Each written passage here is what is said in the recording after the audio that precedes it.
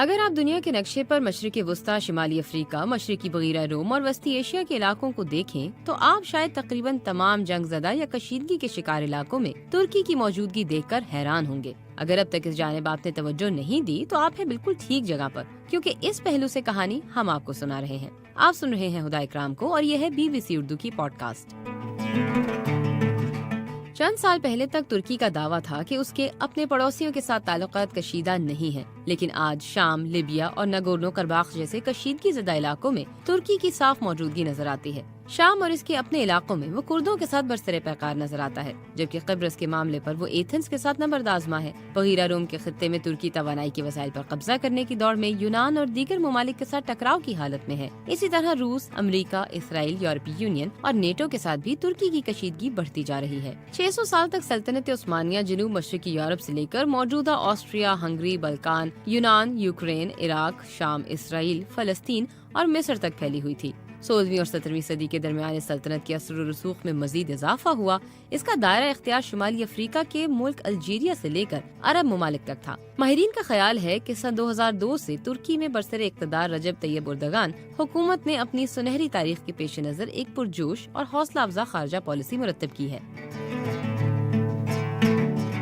ترکی کی عوام اور وہاں کی فوج اپنے ملک کو آبادی و معاشی حیثیت اور تجارتی صلاحیت کے لحاظ سے ایک علاقائی طاقت کے طور پر دیکھتے ہیں۔ ترکی کی سرحد 8 ممالک سے ملتی ہے۔ یہاں آبادی کا 74% سنی مسلمان، جبکہ کل آبادی تقریباً 8.5 کروڑ ہے۔ خیال رہے کہ ترکی کا قیام عثمانیہ سلطنت کے خاتمے کے بعد عمل میں آیا۔ ترکی نے سن 1928 سے باضابطہ طور پر سیکولرزم کی پالیسی اپنائی ہوئی تھی، تاہم یہاں کے معاشرے اور سیاست پر اسلام کے اثرات نمایاں تھے۔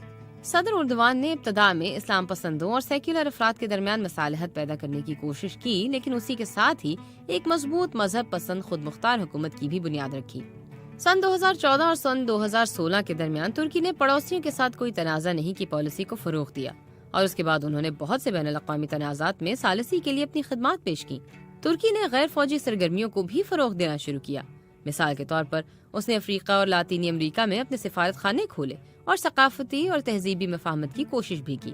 آسٹریا کی یونیورسٹی آف گراز میں centre for south east European studies کی پروفیسر کریم آکٹن کا کہنا ہے کہ اردوان نے بلکان اور مشرق وسطی میں سرمایہ کاری کی حوصلہ افزائی کی اور شام، اردن اور لبنان کے ساتھ مل کر ایک آزاد تجارتی خطے کی تشکیل دی۔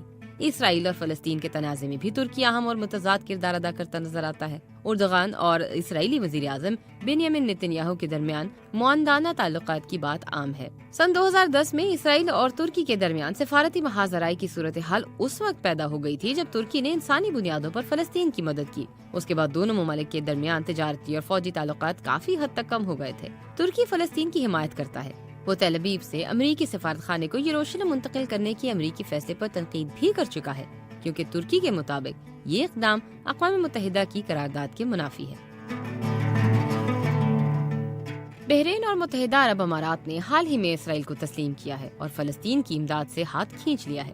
ترکی نے گزشتہ ماہ استنبول میں 2 فلسطینی دھڑوں الفتح اور حماس کے مابین ثالثی کروانے کی کوشش بھی کی ہے۔ سعودی عرب اور متحدہ عرب امارات کی جانب سے اسرائیل کے متعلق دباؤ پر ترکی نے قطر کی حمایت کی ہے اور اسی بنیاد پر وہ مصر کو بھی تنقید کا نشانہ بناتا رہا ہے۔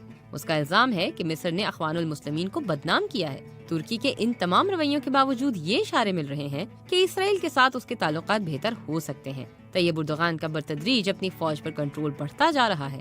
ترک فوج روایتی طور پر سیکولر رہی ہے۔ انہوں نے عرب سپرنگ کے دوران اخوان المسلمین کی حمایت کی تھی۔ اس کے علاوہ انہوں نے شام میں بشار الاسد کے خلاف اسلامی ملیشیا کی بھی حمایت کی ہے۔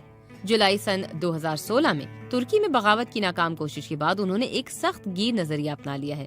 امن کے شعبے میں کام کرنے والے ادارے پینار کے مطابق معاشی اور مالی بحران اور شامی مہاجرین کی کثیر تعداد میں موجودگی سے اردوغان کی پارٹی کو نقصان پہنچا ہے اور اس سے دائیں بازو کی جماعت اور قوم پرست نیشنل ایکشن پارٹی کو فائدہ پہنچا ہے۔ استنبول کی قادر ہاس یونیورسٹی کے پروفیسر سولی اوزیل نے اعتراف کیا ہے کہ سرد جنگ کے بعد مختلف مکتبہ فکر کے حامل گروہوں میں یہ خیال پھیلایا گیا کہ ترکی کا اپنے مفادات کے بارے میں توسیع پسندانہ نظریہ رہا ہے اور خلیجی ممالک میں وہ علاقائی تسلط چاہتا ہے۔ سرد جنگ کے دوران ترکی مغرب کا مضبوط اتحادی تھا اور نیٹو اور یورپی کونسل کا رکن ملک بھی تھا۔ اس کے جغرافیائی محل وقوع اور ثقافتی خصوصیات کی وجہ سے، جس میں اسلام ایک مضبوط سیکولر روایت کے ساتھ موجود ہے، اسے مشرق اور مغرب کے مابین ایک پل سمجھا جاتا تھا۔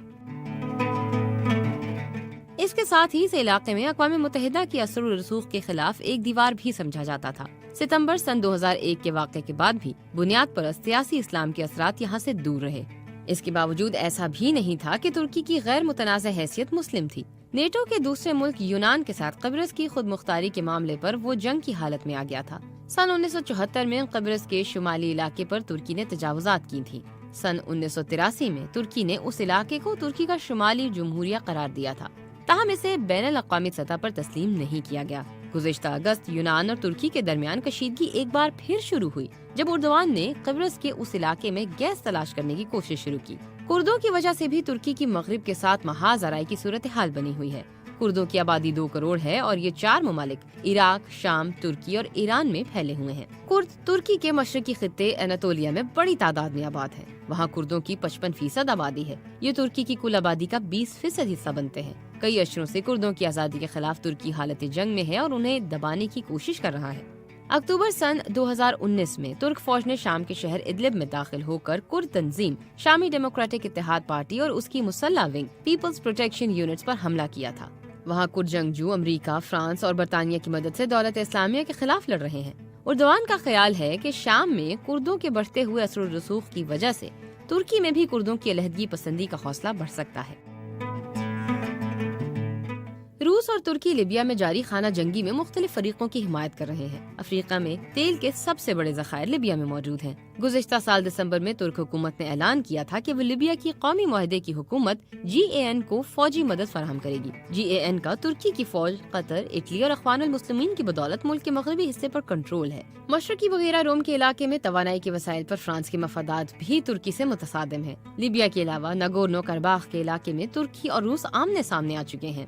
اگر ایک طرف روس آرمینیا اور آذربائیجان کے مابین ثالثی کی کوشش کر رہا ہے تو وہیں ترکی نے آذربائیجان کی کھل کر حمایت کی ہے۔ اس سے قبل ترکی سفارتی طور پر آذربائیجان کی حمایت کرتا رہا ہے، لیکن روس کے مطابق ترکی نے ہتھیاروں سے بھی آذربائیجان کی مدد کی ہے۔ بین الاقوامی سطح پر ناگورنو قرباخ خطے پر آذربائیجان کا کنٹرول تسلیم کیا گیا ہے، لیکن اس خطے میں بسنے والی اکثریت آرمینیائی ہے۔ یہ دونوں ممالک پہلے سوویت یونین کا حصہ تھے۔ روس اور ترکی کے درمیان سیاسی تعلقات طویل عرصے سے بلقان، بحیرہ اسود اور قفقاز اور مشرق وسطی پر اثر و رسوخ قائم کرنے اور انہیں کنٹرول کرنے کے گرد گھومتا رہا ہے۔ دونوں ممالک مختلف مسائل پر مختلف موقف رکھنے کے باوجود اس بات پر متفق ہیں کہ انہوں نے مستقبل پر مبنی نظریہ اپنا رکھا ہے۔ اردوان اور ولادیمیر پوٹن دونوں رہنماؤں کا خیال ہے کہ یہ دنیا ایک کثیر قطبی دنیا ہے اور ان کے ممالک چین اور دیگر ابھرتے ہوئے ممالک کے ساتھ ساتھ امریکہ اور یورپ سے زیادہ طاقت حاصل کرنے کے خواہاں ہیں۔ ترکی کے امریکہ کے ساتھ تعلقات بھی کم تضادات والے نہیں ہیں۔ امریکہ کی یہ کوشش رہی ہے کہ رجب طیب اردوغان کی حکومت کا میلان مکمل طور پر ایران کی جانب نہ ہو۔ ترکی نے ہمیشہ ایران کے ساتھ جوہری معاہدے سے دستبرداری کے ٹرمپ انتظامیہ کے فیصلے کو تنقید کا نشانہ بنایا ہے، لیکن دوسری طرف ترکی میں امریکہ اور نیٹو کا فوجی اڈہ ہے۔ اس اڈے سے ماضی میں افغانستان، عراق اور دیگر مقامات پر فوجی کارروائیاں کی گئی تھیں۔ بہرحال اب اردوان کی حکومت نے اس فوجی اڈے کو بند کرنے کی دھمکی دی ہے۔ یورپ سے باہر ترکی کا نام وینزویلا کے سیاسی بحران میں بھی لیا جا رہا ہے۔ دسمبر میں وہاں انتخابات ہونے والے ہیں اور ترکی یورپی یونین کے ساتھ اپوزیشن سیاسی جماعتوں کو انتخابی عمل میں حصہ لینے پر راضی کرنے کی کوشش میں مصروف ہے۔ یورپی یونین اس عمل کا مشروط حصہ بننے کے لیے تیار ہے، لیکن امریکہ اس کی مخالفت کر رہا ہے۔ کارنگی تھنک ٹینک میں یورپ کے مارک پیرینی کا کہنا ہے کہ یورپ کے نقطۂ نظر سے دیکھیں تو ترکی کی 3 شناختیں ہیں۔ معیشت اور تجارت کے معاملے میں ترکی یورپ کا اسٹریٹجک پارٹنر ہے، وہ مشرق وسطی اور مشرقی وغیرہ روم میں یورپ کا مخالف ہے اور نیٹو میں ایک منفی کھلاڑی ہے۔